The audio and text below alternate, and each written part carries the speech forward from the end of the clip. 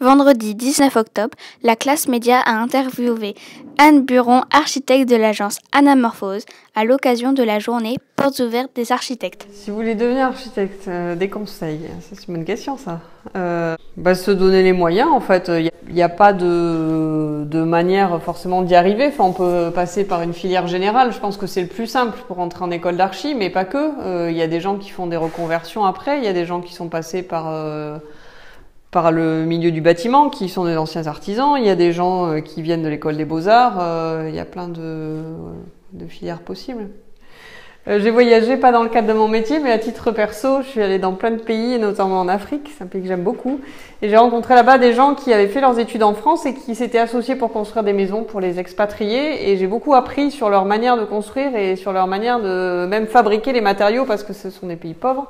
Ils n'ont pas les moyens d'importer les matériaux qu'on a ici. Donc ils le font pour ce qui est des équipements, les tableaux électriques par exemple. Mais pour tout le reste, ils construisent leurs propres parpaings. Ils fabriquent leurs propres matériaux. Alors ça reste des constructions assez sommaires, mais par rapport à ce qui se fait dans tout le reste du pays, on sent que quand même ils ont des notions de construction européenne et donc c'est plutôt qualitatif malgré tout. Et c'est intéressant de voir comment les gens arrivent à se débrouiller avec rien, faire des constructions qui sont finalement assez pérennes.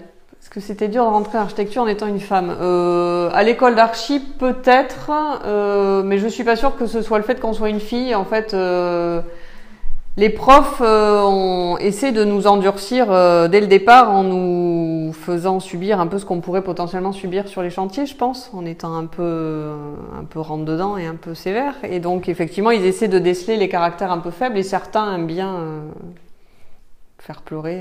Moi, non, j'ai jamais eu de discrimination. Même quand j'étais à l'école, je suis toujours tombée sur des artisans qui étaient plutôt sympas et qui me prenaient en sympathie. J'ai pas eu l'impression, en tout cas, qu'on s'était moqué de moi ou qu'on disait que j'étais bonne à rien, même si peut-être certains l'ont pensé parfois. J'ai jamais souffert de ça, en tout cas. Après, je suis pas non plus quelqu'un qui donne des ordres à tout prix. Enfin, j'essaie pas de m'imposer coûte que coûte. Je considère que les artisans, ils ont un savoir-faire. Enfin, nous, on a un savoir-faire technique et eux, ils ont un savoir-faire manuel et qu'on marche en partenariat, en fait. Je considère pas que je suis au-dessus d'eux. Je suis là pour faire en sorte que ce que j'ai imaginé soit bien construit, mais c'est eux qui savent construire. Donc moi, j'ai besoin d'eux. Mon style préféré? Mon style préféré, c'est les bâtiments comme le Guggenheim à Bilbao, l'architecture déconstruite en fait, Zaha Hadid, Frank Gehry, ce genre de projet, genre de choses qu'on fait pas au quotidien du tout, qui sont ni ergonomiques ni économiques, mais c'est de l'architecture objet en fait. C'est de très beaux bâtiments qui sont posés là, mais qui s'intègrent pas nécessairement avec leur site. Mais c'est un parti pris et c'est l'architecture qu'on peut faire que sur des bâtiments publics et sur des grosses opérations. On ne peut pas se permettre ce genre de choses sur le type de projet que je fais en tout cas. J'ai découvert ce métier quand j'étais au collège, à peu près votre âge. Moi j'avais envie de faire un métier où je pourrais dessiner toute la journée et en parallèle mes parents vivaient sur un bateau et donc voilà, j'aurais aimé dessiner des bateaux. Alors, pour diverses raisons, j'ai changé d'avis après, mais du coup, l'architecture, ça m'a plu. Et j'aimais bien aussi tout ce qui était lié au visuel. Donc, la communication visuelle en général. Donc, j'ai hésité pendant un moment entre la pub et différentes choses comme ça. Et puis, je suis allée faire les journées portes ouvertes de l'école d'architecture à Talence. Et j'ai découvert ce que faisaient les étudiants. Et je me suis dit que c'était tout à fait ça qui me correspondait. Mes idées me viennent de différentes manières en fonction de ce que je peux voir dans la rue. Ça peut être des inspirations par rapport aux livres, ça peut être ce que je vois dans les films, ça peut être des clients qui me soumettent des idées par rapport à ce qu'ils trouvent sur internet. C'est aléatoire en fait, ça dépend. Chaque projet est différent.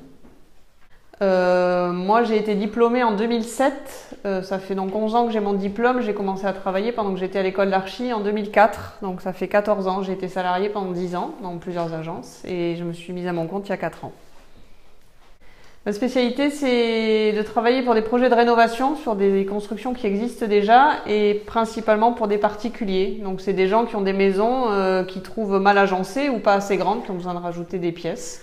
Et donc on fait des extensions ou des surélévations. On rajoute un étage en fait à la maison. Mon premier chantier, ça a été d'aménager les combles de la maison de la maman de ma meilleure amie. C'était la première personne qui me connaissait depuis longtemps et qui m'a fait confiance quand je me suis installée. Mon dernier chantier en cours, c'est une grosse maison dans le Médoc, une maison très ancienne. C'est la maison des grands-parents du client qu'il a connue en très mauvais état. Et la maison est inhabitée depuis plusieurs années.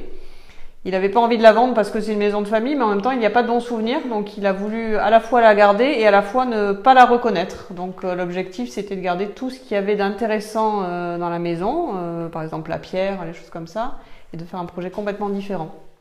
Nous avons vraiment aimé ce moment éducatif et drôle.